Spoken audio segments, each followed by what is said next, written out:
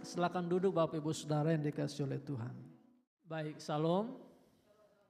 Akhir-akhir ini gereja sedang menghadapi satu isu, satu fenomena pengajaran yang tentu tidak biblikal, tidak alkitabiah, pengajaran yang menyesatkan. Dan kalau kita tidak hati-hati, kita akan menjadi korban dari pengajaran-pengajaran seperti itu. Apalagi dengan maraknya atau dengan masifnya perkembangan teknologi, media sosial yang setiap saat bisa kita akses atau setiap saat bisa nongol di halaman akun-akun kita. Pengajaran-pengajaran itu begitu leluasa menyapa kita, dan kalau kita tidak punya kewaspadaan yang tinggi, tidak punya kemampuan untuk memfilter setiap pengajaran-pengajaran itu akan membuat kerohanian kita bukannya sehat di hadapan Tuhan, malah kita menjadi orang Kristen yang digiring kepada sebuah kesesatan. Salah satu pengajaran yang akhir-akhir ini sempat viral di media sosial adalah berkaitan dengan Kristen progresif. Nah, lebih celakanya lagi, Kristen progresif ini diberitakan, disampaikan oleh tokoh-tokoh atau influencer-influencer atau tokoh-tokoh yang punya pengikut yang banyak di media sosial. Nah, saudara-saudara yang dikasihi Tuhan, memang mereka menyebut diri Kristen, tapi isinya sebenarnya tidak Kristen. Karena itu hari ini saya ingin mengajak kita merenungkan satu topik mewaspadai musuh dalam selimut yang bernama Kristen progresif. Musuh dalam selimut. Mengapa saya sebut musuh dalam selimut?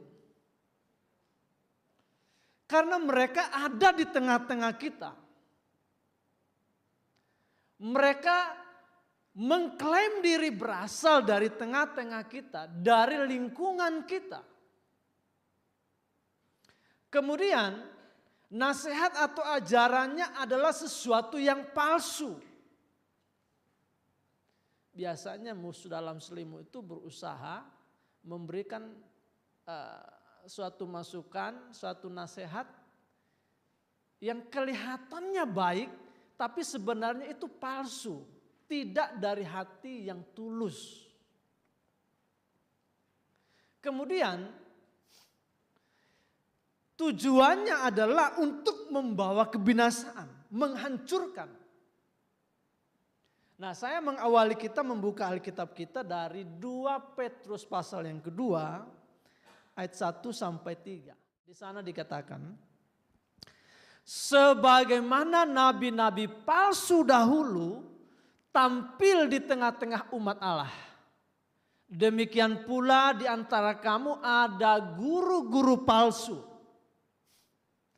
Mereka akan memasukkan pengajaran-pengajaran sesat yang membinasakan.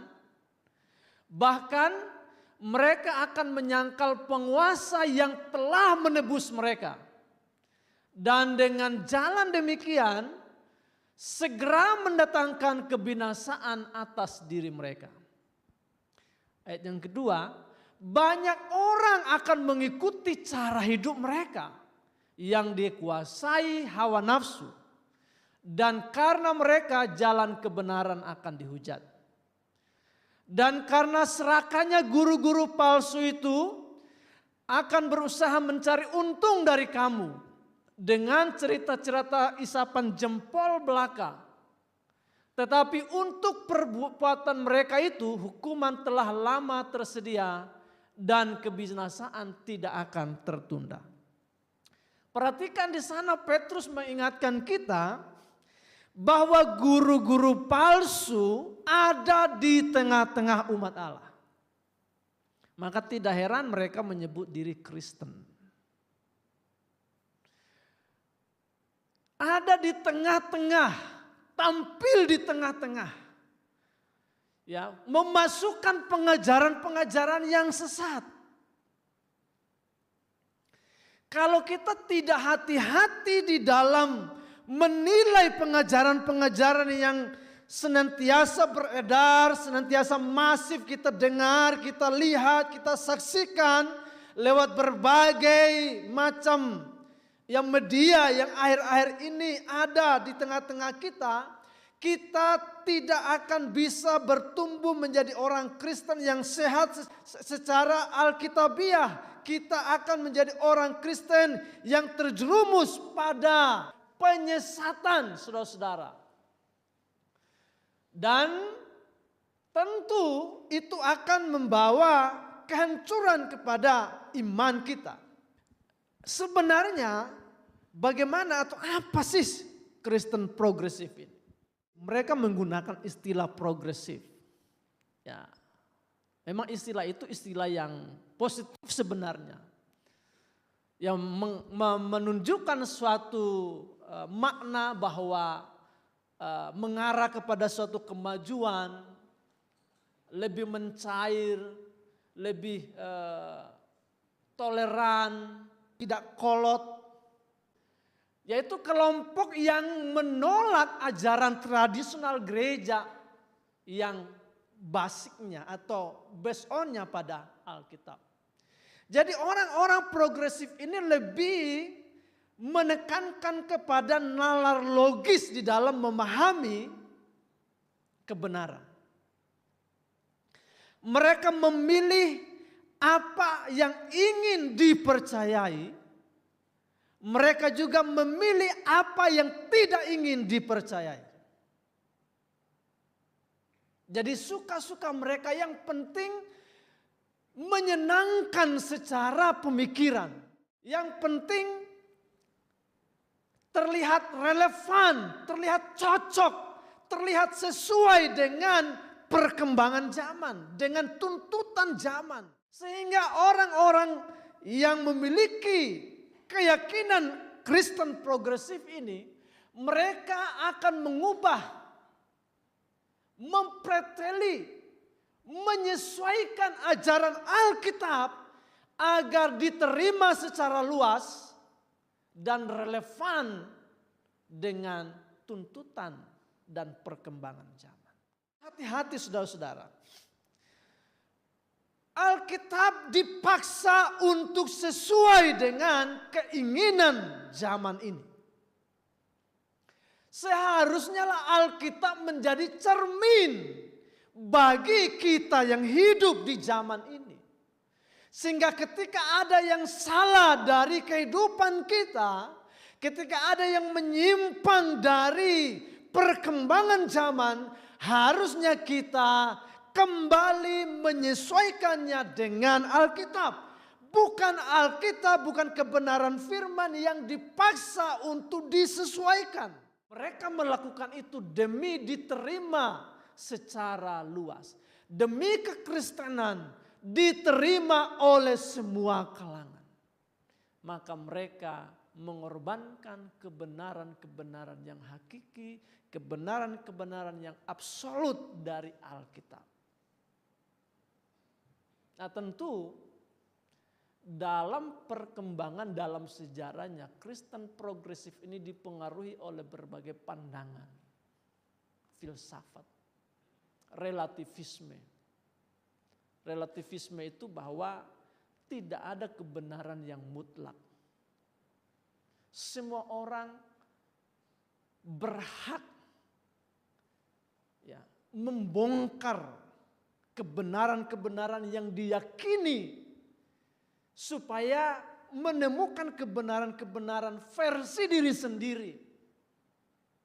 Dan itu yang dipercayai. Tidak ada lagi kebenaran yang mutlak. Bahkan Alkitab sebagai standar kebenaran mutlak mereka tolak. Nah, Kristen progresif berkembang memang sebagai respon atas pemahaman Kristen yang bersifat tradisional dan mereka anggap kaku dan eksklusif.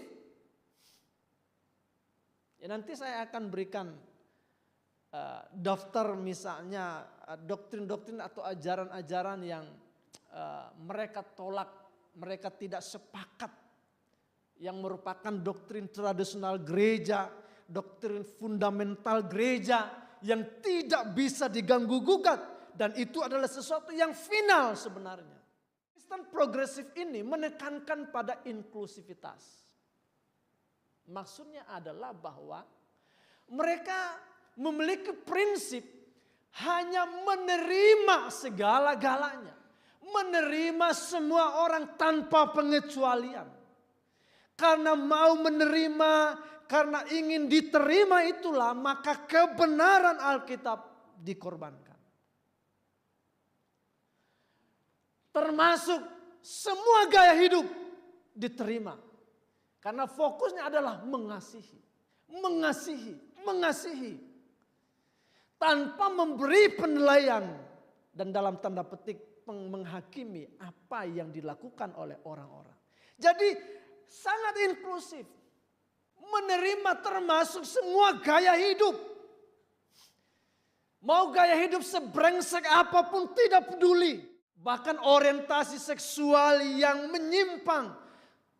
Mereka seperti gay, lesbian, transgender. Mereka terima. Bahkan menjadi pendeta atau menjadi pelayan. Tidak masalah. Karena bagi mereka yang dipentingkan adalah mewujudkan kasih itu di dalam kehidupan sehari-hari. Mereka tidak lebih mementingkan tentang doktrin. Mereka lebih mementingkan menunjukkan gaya hidup yang mengasihi. Tapi ukuran mengasihi yang tidak jelas. Nah, saudara-saudara. Jadi Kristen progresif ini bisa dikatakan sebagai sebuah wujud, sebagai usaha yang tidak kenal lelah dari penyesatan. Karena mengapa saya sebut tidak kenal lelah? Karena Kristen progresif ini bukan sesuatu yang baru sebenarnya. Ini sudah mewujud dalam berbagai model keyakinan, model doktrin sebelum-sebelumnya. Sehingga doktrin atau keyakinan Kristen progresif ini merupakan suatu daur ulang, racikan, modifikasi dari berbagai paham, pandangan, keyakinan, universalism, ya, pluralisme, filsafat dekonstruksi, ya, postmodern dan lain sebagainya. Mereka bertransformasi dengan menggunakan baju yang baru agar bisa diterima. Nah, saudara-saudara, Lukas pasal yang ke-17 ayat 1 sampai 2 sudah memang dari jauh-jauh hari Tuhan Yesus sudah mengatakan bahwa tidak mungkin tidak ada penyesatan. Pasti ada penyesatan. Tapi celakalah orang yang melakukan penyesatan. Celakalah. Jadi kita sudah di warning dari jauh-jauh hari. Sehingga kita tidak heran dengan adanya berbagai macam penyesatan-penyesatan yang terjadi. Dan lebih parahnya terjadi dari kalangan sendiri. Karena itu sebenarnya lebih tepatnya Kristen progresif ini karena mereka bukan Kristen sejati, mereka ini lebih tepatnya disebut sekte, mazhab atau bidat. Ya, saya sih menyarankan sebaiknya tidak disebut Kristen progresif, tapi gunakan istilah lain, kepercayaan progresif kah atau agama progresif kan yang tidak memiliki asosiasi atau kaitan dengan gereja dan Kristen. Tapi itu klaim mereka, ya. Nah, Nah ini saya akan fokus di sini saudara-saudara. Beberapa pokok, Bapak Ibu lihat yang warna-warna orange itu pokok ajaran daripada Kristen progresif ini. Nah pertama tentang Alkitab. Bagaimana mereka memandang Alkitab? Mereka mengatakan bahwa Alkitab itu tidak berotoritas karena di dalamnya ada kesalahan dan kontradiksi-kontradiksi. Sementara iman kita, keyakinan yang fundamental kita sebagai orang Kristen yang sejati, yang kita mendasarkan kepercayaan kita pada kebenaran Alkitab, Alkitab tidak pernah salah, tidak mungkin keliru. Kenapa? Karena Alkitab diilhamkan oleh Allah. 2 Timotius 3:16, segala tulisan yang diilhamkan oleh Allah itu bermanfaat. Kalau Tuhan yang mengilhamkan Alkitab ini untuk ditulis kepada para penulis, apakah saudara percaya Tuhan itu maha benar? Kalau Tuhan maha benar, yang menjadi sumber dari inspirasi Alkitab, maka tentu Alkitab tidak mungkin salah. Tidak mungkin salah, tidak mungkin keliru. Alkitab yang kita miliki. Jangan kita bicara soal kok tafsiran ini beda. Itu varian teks yang sudah diterjemahkan. Yang saya maksudkan adalah teks Alkitab kita yang asli, yang disebut autograf, itu yang tidak pernah salah, tidak mungkin salah. Tidak mungkin salah. Dan yang disebut dengan Alkitab asli, autograf itu disimpan di museum-museum. Tidak disebar lagi. Yang kita punya itu terjemahan-terjemahan. Ada ratusan ribu varian teks terjemahan. Alkitab kita tidak mungkin salah. Nah sekalipun ada terjemahan-terjemahan yang begitu banyak, kita mempercayai pada providensia Tuhan kepada firman-Nya. Dia pasti akan memelihara firman itu sehingga bagaimanapun firman itu diterjemahkan, Alkitab itu diterjemahkan, pasti tidak akan pernah keliru di dalam pesan-pesannya. Orang Kristen progresif seringkali memahami kebenaran di luar konteks. Mereka hanya mengambil teks-teks atau ayat-ayat yang ingin mereka percayai. Bahkan akar dari Kristen progresif ini, teologi liberal, mereka berusaha untuk menghapus bagian-bagian Alkitab yang dianggap itu bukan kata-kata yang diucapkan oleh Tuhan Yesus, atau bagian-bagian yang berkaitan dengan mujizat, ketuhanan Yesus, hal-hal yang sifat ilahi, mereka bongkar, mereka buang. Dan hanya menerima bagian-bagian yang menurut mereka masuk akal. Jadi hati-hati saudara-saudara. Mungkin kita sebagai orang Kristen masih mengatakan, aku percaya kepada Alkitab. Tapi seringkali dalam perilaku kita memilih-milih apa yang mau kita yakini. Kita memilih-milih yang menyenangkan kita. Kalau hal-hal berkat, haleluya, puji Tuhan. Kalau terkait dengan dosa dan penghakiman, rasanya kita menghindari kebenaran-kebenaran seperti itu. Jangan-jangan kita dihinggapi oleh roh Kristen progresif. Alkitab bersumber dari Tuhan. Dialah yang menjadi sumber inspirasi, yang mengilhamkan kebenaran-kebenaran Alkitab ini kepada para penulis. Tentu penulis-penulis itu tidak seperti robot. Mereka masih menggunakan latar belakang, kemampuan, gaya bahasa yang mereka miliki. Maka gaya Paulus dengan gaya Yohanes berbeda dalam menulis. Karena mereka tidak seperti robot.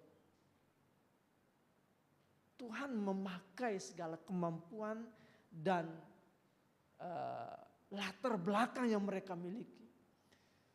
Kalau sebagai seorang petani atau sebagai seorang nelayan, ya berbeda gaya menulisnya dengan seorang misalnya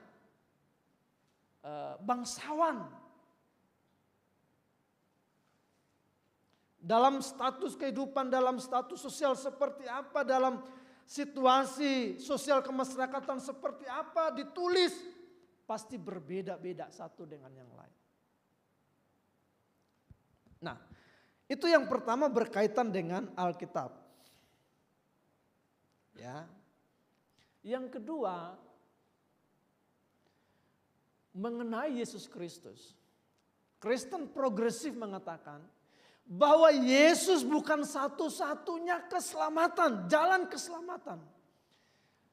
Ada banyak jalan menuju sorga menurut mereka. Sehingga orang yang tidak menerima Yesus, mengaku Yesus secara deklaratif sebagai Tuhan dan Juru Selamat, mereka pun bisa diselamatkan. Orang Hindu, orang Buddha, orang Islam, orang ateis, mereka pun diselamatkan. Jadi Yesus bukan satu-satunya juru selamat.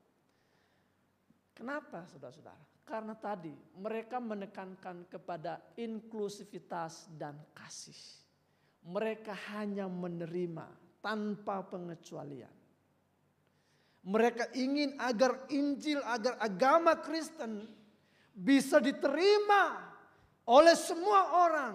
Bisa relevan, bisa cocok dengan semua orang. Maka mereka menganggap Yesus Kristus bukan satu-satunya jalan.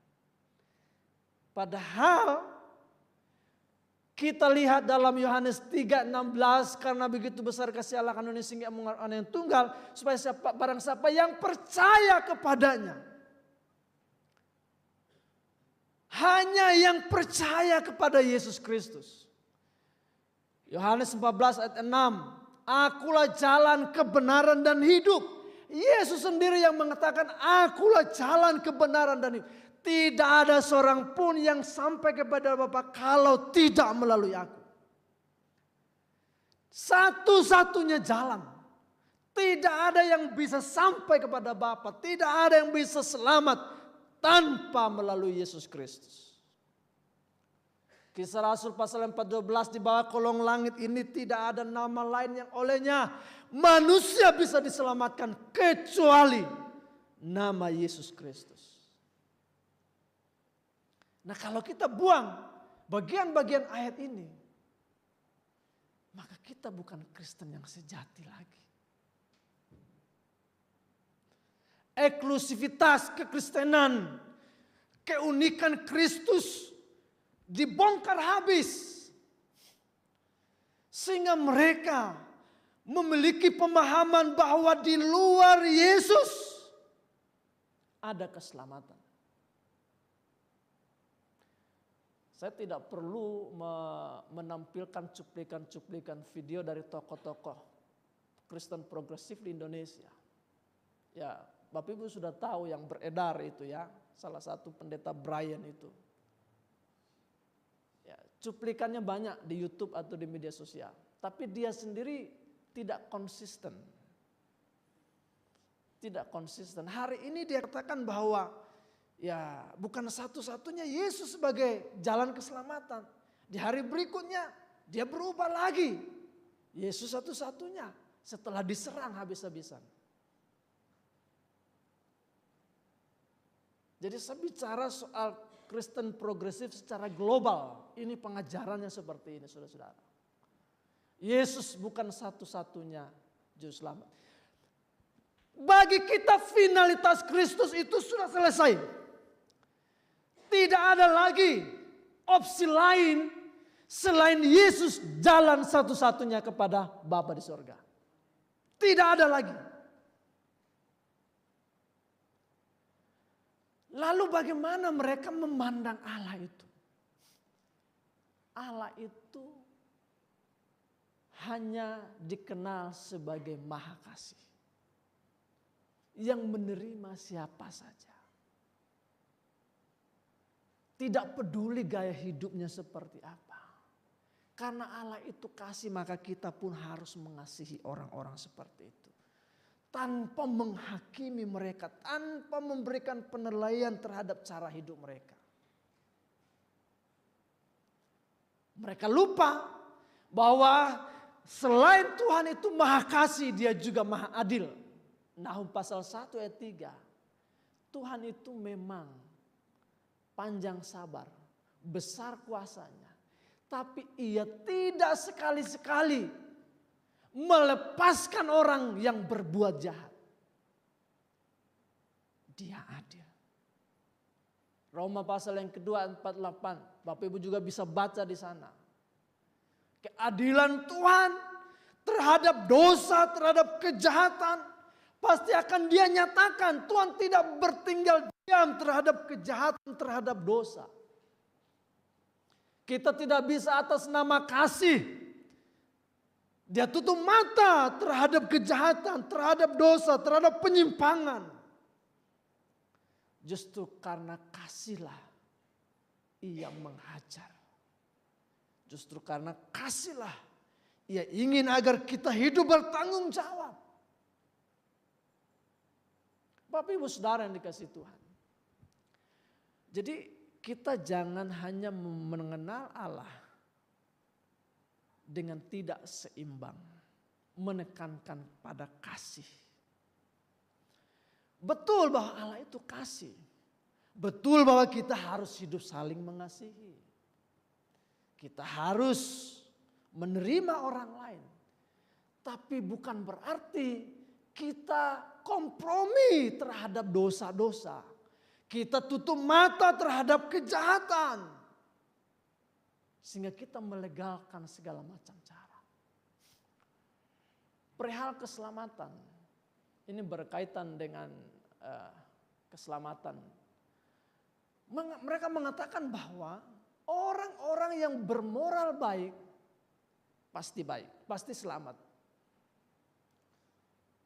Orang-orang bermoral baik pasti selamat. Ukuran moral baik itu apa? Ukuran perbuatan baik yang bisa menyelamatkan itu apa? Tidak ada ukurannya. Dan tidak ada seorang pun yang mencapai kesempurnaan perbuatan yang bermoral tanpa cacat celah. Yesaya pasal 64 ayat 6. Kesalehan kita itu seperti kain kotor. Ya, Efesus 2, 8, 9. Kamu diselamatkan hanya oleh anugerah. Bukan perbuatan. Bukan usaha kita. Hanya oleh anugerah. Titus 3, 5. Allah menyelamatkan kita pada waktu kita berdosa. Bukan pada saat kita berbuat baik. Atau pada saat kita sudah sempurna baru Tuhan menyelamatkan. Kalau keselamatan bisa didapatkan lewat perbuatan baik, lewat moral baik, maka Yesus tidak perlu datang ke dalam dunia ini untuk mati bagi saudara dan saya. Yesus tidak perlu mengorbankan dirinya menderita, tergantung di atas kayu salib, menjadi pengganti saudara dan saya. Kalau perbuatan baik kita bisa menyelamatkan. Jadi tidak peduli seberapa kita berkata kita punya moral, punya kebaikan, punya perbuatan yang tak bercacat. Itu tidak akan bisa menyelamatkan kita. selain kita menerima Dia sebagai Tuhan dan Juru Selamat. Jelas Yohanes 3:16. Supaya barang siapa yang percaya tidak binasa. Yohanes 1:12. Mereka yang menerimanya diberinya kuasa sebagai anak-anak Allah. Jadi tidak semua orang anak Tuhan Yesus seperti yang diajarkan oleh tokoh progresif itu. Orang yang menerima Dialah yang disebut anak-anak Allah. Kelihatan memang indah apa yang mereka sampaikan. Bahwa semua orang pasti selamat. Semua orang yang berbuah kasih berarti ia sudah ada di dalam Yesus menurut mereka. Jadi tidak peduli lagi dengan pengakuan. Barang siapa yang percaya dalam hati dan mengaku dengan mulut bahwa Yesus Kristus adalah Tuhan, ayat itu tidak perlu lagi. Bagi mereka, seorang yang berbuat kasih, yang berbuat baik kepada orang lain, punya moral yang baik, itu tandanya ia ada dalam Kristus. Lalu tidak perlu lagi pengakuan yang deklaratif itu tidak perlu. Padahal di hari Pentakosta, peristiwa Pentakosta, orang-orang bertanya kepada Petrus, apa yang harus kami perbuat supaya selamat? Hendaklah kamu percaya, bertobat dan beri dirimu dibaptis. Jadi penting sikap yang kita deklarasikan untuk menyatakan komitmen kita. Tanda bahwa kita bertobat, menerima Tuhan, menerima Kristus sebagai juru selamat. Jadi bukan perbuatan baik kita yang menyelamatkan. Amin Bapak Ibu. Perbuatan baik, moral baik itu adalah buah dari keselamatan. Jadi bukan untuk supaya kita selamat. Nah, berkaitan dengan surga dan neraka. Bagaimana Kristen progresif memahami? Surga itu sebenarnya tidak jelas bagi mereka.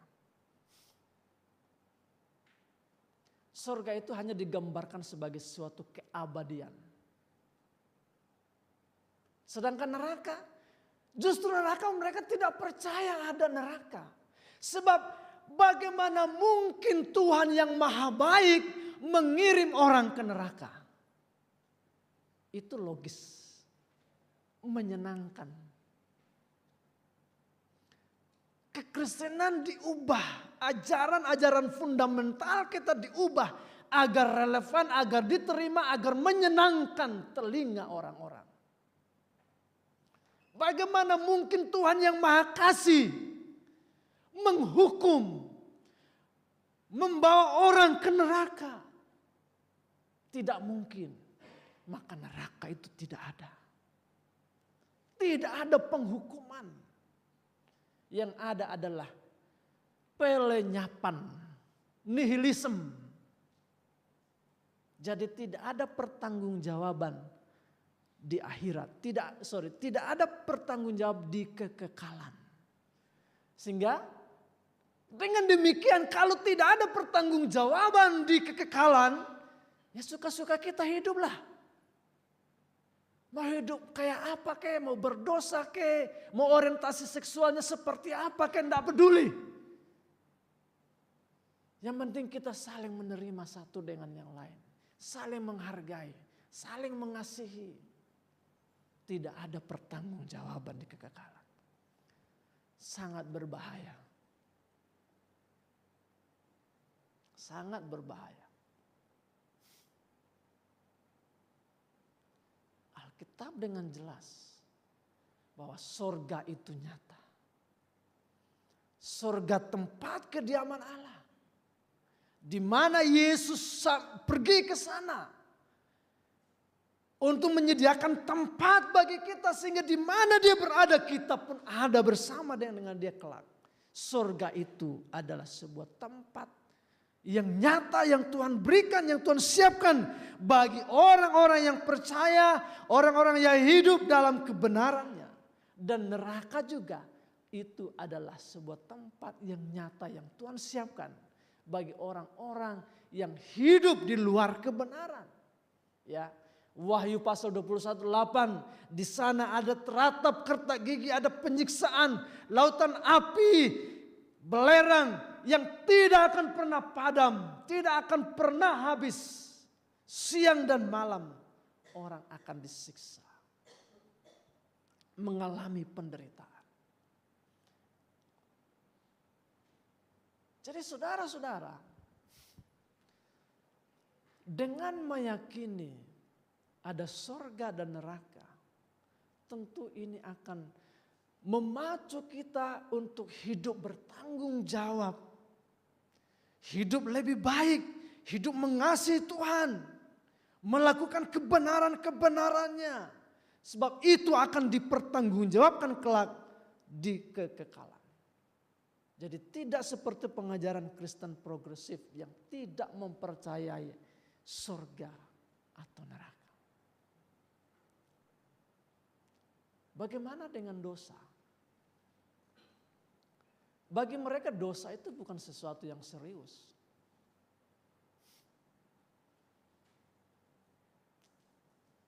Dosa itu kalau tidak serius, berarti dosa tidak memiliki daya kuasa yang menghancurkan, yang membawa maut. Dosa itu tidak merusak relasi kita dengan Tuhan. Karena dosa tidak serius, berarti kita pada dasarnya adalah orang-orang yang baik. Orang-orang yang baik. Padahal Alkitab mengatakan, Roma 3:10-12, tidak ada seorang pun yang benar. Tidak ada yang mencari Allah. Semua sudah menyeleweng. Ya. Pasal 23, pasal 5:12 kitab Roma 6:23, dosa itu membawa maut. Berarti dosa itu sangat serius, merusak seluruh kehidupan manusia sehingga tidak ada seorang pun yang berbuat benar, tidak ada seorang pun yang luput dari penghukuman, tidak ada seorang pun yang di dalam dirinya ada kebaikan. Selain orang itu dilahir barukan, diciptakan kembali melalui karya Roh Kudus, orang itu tidak mungkin luput dari maut. Jadi dosa adalah sesuatu yang serius. Bagi Kristen progresif dosa tidak serius, maka kita pun tidak boleh terlalu atau tidak perlu menghakimi dosa orang lain. Itu urusan masing-masing. Nah saudara-saudara, ini adalah poin-poin utama dari pengajaran dari Kristen progresif yang akhir-akhir ini ya sedang menyerang kekristenan kita, iman kita. Mereka menggunakan nalar berpikir yang logis, ya, supaya enak didengar, berita yang disampaikan enak didengar, diterima oleh semua khalayak.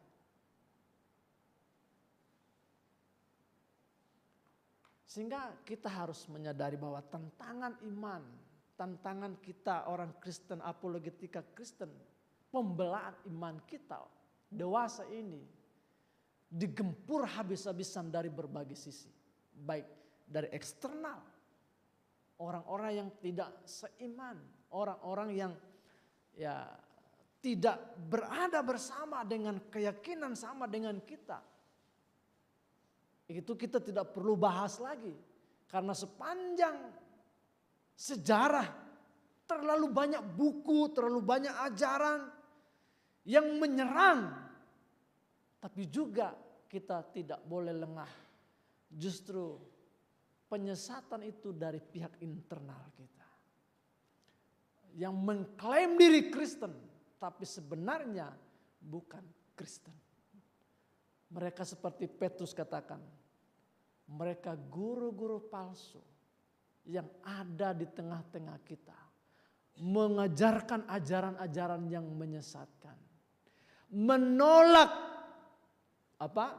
Tuhan yang membebaskan mereka, menolak Yesus Kristus sebagai satu-satunya Tuhan dan Juru Selamat.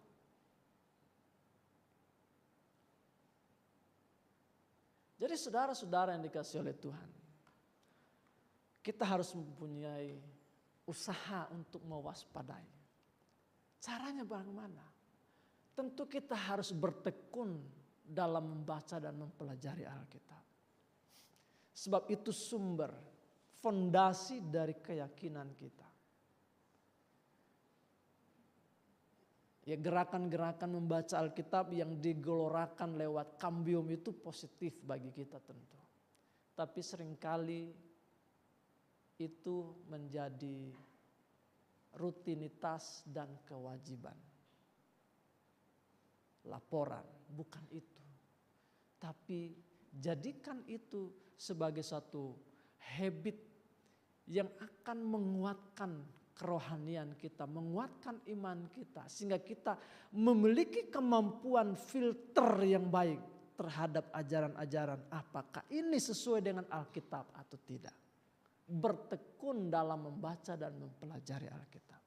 Itu bukan hanya tugas seorang teolog, bukan tugas seorang penginjil, pendeta, tapi kepada kita semua. Kita Mazmur berkata, berbahagia hidup mereka yang merenungkan Taurat Tuhan siang dan malam. Firman itu akan menjadi pelita, menjadi terang bagi jalan dan kaki kita. Sehingga kita tidak mudah terantuk, tidak mudah jatuh ketika ada penyesatan. Ketika ada pengajaran-pengajaran yang tidak benar, kita bisa membedakan. Itu usaha mewaspadai. Dan juga yang kedua menurut saya penting gereja memperlengkapi dan membangun kedua kerohanian warga jemaat. Tentu ini tanggung jawab gereja, tanggung jawab pengkhotbah-pengkhotbah, hamba-hamba Tuhan untuk mengajarkan asas-asas iman yang fundamental. Tidak hanya mengajarkan tips-tips keberhasilan, tips-tips sukses, tips-tips meraih impian, meraih masa depan. Itu terlalu pragmatis, saudara-saudara. Dan celakanya, gereja lebih tertarik, jemaat lebih tertarik mendengar yang sifatnya tips-tips berhasil, tips-tips sukses. Dia lupa bahwa fondasi imannya penting untuk dikuatkan supaya tidak terjerumus. Dan yang berikutnya kita harus memiliki pikiran yang diterangi, pikiran yang diperbaharui oleh kebenaran.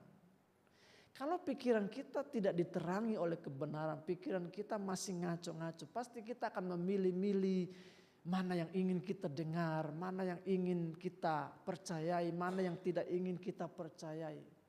Bukan begitu menjadi orang Kristen. Kita harus membiarkan Alkitab itu berotoritas sepenuhnya. Kalau firman Tuhan ini adalah kata-kata yang diilhamkan Tuhan, itu pasti punya tujuan, punya otoritas dalam hidup kita.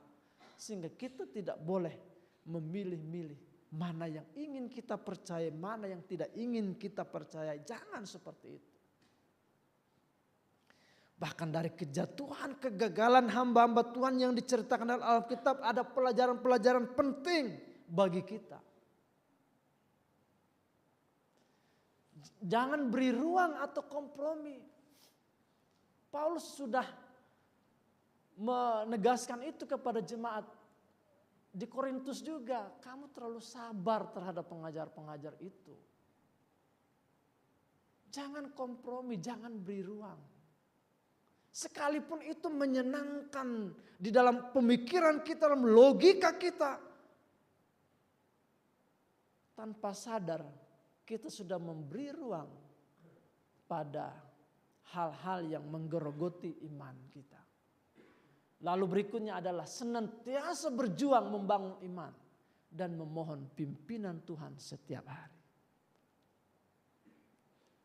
Kita harus berjuang membangun iman kita di atas dasar yang suci sambil berdoa dalam Roh Kudus setiap saat. Maka kita akan dimampukan untuk atau memiliki kewaspadaan yang tinggi supaya kita tidak tersesat, dan penyesatan pasti akan membawa kepada kebinasaan. Saudara-saudara, kiranya apa yang saya sampaikan hari ini, ya mungkin pengajaran seperti ini terlalu berat atau mungkin tidak terlalu menarik bagi kita, tapi ini penting mengingat begitu masifnya ajaran-ajaran yang menyesatkan akhir-akhir ini di kalangan gereja Tuhan. Waspada dan berjaga-jaga. Tuhan Yesus memberkati.